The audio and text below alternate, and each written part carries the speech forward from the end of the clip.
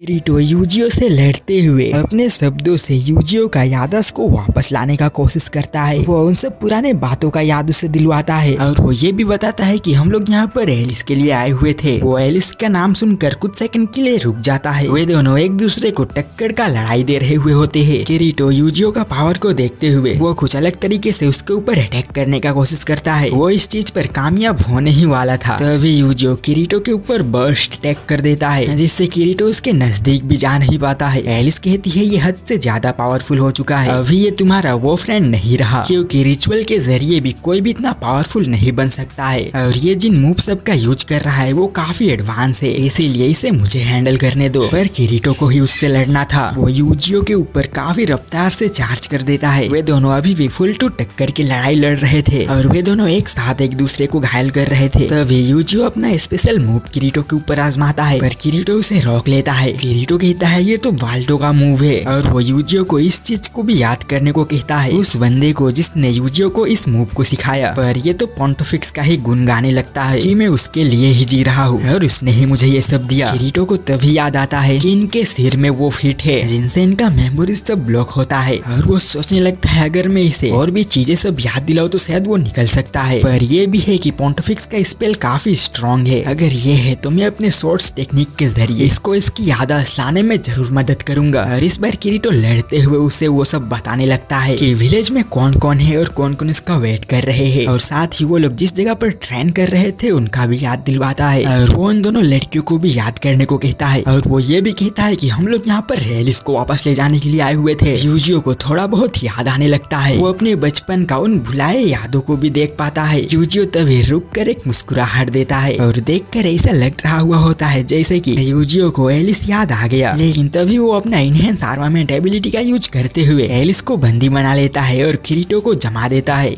किरीटो समझ नहीं पाता है कि यूजियो ने उसके साथ ऐसा क्यों किया। थोड़ी देर बाद हम यूजियो को देख पाते हैं। जोकर कहने लगता है मुझे तुम्हारे ऊपर भरोसा था कि तुम उन्हें उनकी औकात जरूर दिखाओगे। यूजियो उसको बताता है वो लोग कहीं पर भाग नहीं सकते, मैं उन दोनों को बर्फ में जमा दिया हूँ। जोकर कहता है सही किए, पर तुम उन दोनों को खत्म क्यों नहीं किए। यूजियो कहता है पोंटिफिक्स ने मुझे उन्हें रोकने का ऑर्डर दिया था, ना कि मारने का। वो जोकर कहता है औकात में रहकर मुझसे बात करना, नहीं तो मैं तुम्हें घोड़ा बनाकर तुम्हारे ऊपर राइड करूंगा और वगैरह वगैरह। वही चूतियों वाली बात। इस बंदे के होने ना होने से मेन स्टोरी लाइन में कुछ घंटा फर्क पड़ने वाला नहीं है, तो इसको इग्नोर मारते हैं। यूजियो अपने लेडी के पास वापस आ जाता है। उसने पोंटिफिक्स का काम कर दिया था, इसीलिए पोंटिफिक्स उसको रिवॉर्ड देने के लिए बिस्तर पर चढ़ने को कहती है। ओके, यूजियो को क्या चाहिए था, पोंटिफिक्स उसको वो देगी जो कि है प्यार। पहले तो वो उसके चोट को हील कर देती है। वो कहती है मैंने काफी जल्दबाजी में ये रिचुअल किया, इसीलिए मैं सही से नहीं कर पाई थी, इसीलिए मैं इसे फिर से करूंगी, उसके बाद मैं तुम्हें तुम्हारा रिवॉर्ड दूंगी। हम फिर से एलिस और यूजियो को देख पाते हैं, पर इस बार उनके साथ और एक कोई था। पोंटिफिक्स उस चीज को यूजियो के सिर से उस चीज को निकाल लेती है और वो कहता है ये वाला रिचुअल बाकी रिचुअल से काफी एडवांस था। चलो फिर मुझे अपने उन मेमोरीज सब के बारे में बताओ। तुम हिल नहीं पाओगे पर तुम जरूर बात कर पाओगे, और वो सिखाया था उन स्पेल सब को बोलने कहती है। और वो कहती है तुम फिर से भूल तो नहीं गए, और वो कोर प्रोटेक्शन को रिमूव करती है। तभी यूजियो हिलने का कोशिश करता है और वो अचानक उसी नाइफ से पोंटिफिक्स के ऊपर अटैक कर देता है, पर पोंटिफिक्स उस चीज को रोक लेती है। यूजियो उस शील्ड को तोड़ने के लिए काफी दम लगाता है और शील्ड टूट भी जाता है, पर यूजियो उस फोर्स के साथ काफी दूर जा गिरता है। पोंटिफिक्स को लगा नहीं था यूजियो उसको इतनी आसानी से बेवकूफ बना दे सकता है, और उसको पता चलता है कि वो लाइब्रेरियन ने ही यूजियो को ये नाइफ दी थी। और वो कहती है चाहो तो तुम मेरे ऊपर उस चीज से अटैक कर सकते हो, कोई भी मेटल से मुझे चोट पहुंचने वाला नहीं है, तुम्हें सिर्फ खुद को मुझे सौंपना था और मैं तुम्हें वो सब प्यार देता हमेशा के लिए, पर तुमने मुझे रिजेक्ट किए। पर मैं अभी भी तुम्हें एक मौका दे सकती हूँ, वो नाइफ को तोड़ दो और मैं तुम्हें दूंगी इटर्नल लव, इटर्नल कंट्रोल, और तुम जिस भी चीज के दर्द में हो वो सब खत्म हो जाएगा। यूजियो कहता है मुझे ये सब नहीं चाहिए, शायद से तुम ये सोचते हो कि प्यार ढूंढ कर भी नहीं मिलेगा, और प्यार में कोई किसी को कंट्रोल नहीं करता है, एक दूसरे को इक्वली देते हैं, वो है प्यार। पोंटिफिक्स कहती है मैं इन सब चीजों के लिए तुम्हें माफ कर देती, मैं चाहूँ तो तुम्हारा उम्र घी खींच कर तुम्हें अभी ही यहाँ पर खत्म कर दे सकता हूँ, पर मेरे को तुम्हें अपना नाइट ही बनाना है तो मैं ये फोर्सफुली करूंगी। जिस तरीके से वो जोकर एलिस को की थी, उस वक्त में नींद पे थी इसीलिए कुछ देख नहीं पाई, पर उसे काफी दर्द हुआ होगा। यूजियो काफी गुस्से में उसके ऊपर अटैक कर देता है, पर पोंटिफिक्स उसका अटैक को रोक लेता है। पर यूजियो के गुस्से के सामने वो सील टिक नहीं पाता है। पोंटिफिक्स यूजियो को अपने से दूर करती है और ये किस तरीके का एटीट्यूड दिखा रही है। यूजियो वो नाइफ को भी उठा लेता है। पोंटिफिक्स को उसका स्वॉर्ड देखकर कुछ याद आती है। तभी वहाँ पर वो जोकर आकर बताने लगता है कि यूजियो ने हमारे साथ में गद्दारी कर दिया। उसके पीछे पीछे किरीटो और एलिस भी पहुँचते हैं। वे दोनों एक दूसरे से मिलकर काफी खुश होते हैं। यूजियो उस चीज के लिए किरीटो से माफी मांगता है और यूजियो खुद का सैक्रिफाइस देने वाला था पोंटिफिक्स से लड़कर। किरीटो कहता है कोई बात नहीं, मैं तुम्हें आसानी से समझ चुका था, और वो एलिस को भी देखती है। वे तीनों फाइनली एक साथ में गैदर हो लेते हैं। पोंटिफिक्स कहने लगती है उन दोनों नाइट का बात रहा तो वो लोग काफी सालों से थे, और एलिस तुम्हारे यहाँ आए 6 साल ही हुआ है, और इतने ही सालों में मेरा रिचुअल कमजोर नहीं हो सकता था। इसके रिगार्डिंग कुछ बोलना नहीं चाहते हो एलिस? एलिस उससे नहीं डरते हुए कहती है मैं आज से तुम्हारा इंटीग्रिटी नाइट नहीं रहा, मैं इन दो नौजवान के साथ तुम्हारा रूल को खत्म करने आई हूँ, और ह्यूमन एम्पायर का सबसे बड़ी दुश्मन आप हो। जोकर फिर से उन्हें टूटा हुआ गुड़िया, औकात कैसे हुआ ये सब बोलने का, यही सब रंडा रोना करने लगता है। पोंटिफिक्स कहती है अगर इसके ऊपर कोई एरर होता तो ये अपना बॉडी मूव कर नहीं पाती, मतलब ये उस सिस्टम कोड को तोड़ दिया, कोड 871, और वो उस जोकर को अपने एबिलिटी के साथ उन तीनों को डिफीट करने का ऑर्डर देता है, और वो वहाँ से जाने लगती है। वो जोकर उसको रोकता है और वही रंडी रोना करने लगता है, और वो कहता है मैं अपने जान की बाजी लगाकर इनसे लड़ने वाला हूँ, तो अगर मैं जीत जाऊंगा तो क्या आप एक रात के लिए मेरी हो सकती हो? पोंटिफिक्स इस चीज के लिए एग्री कर देती है।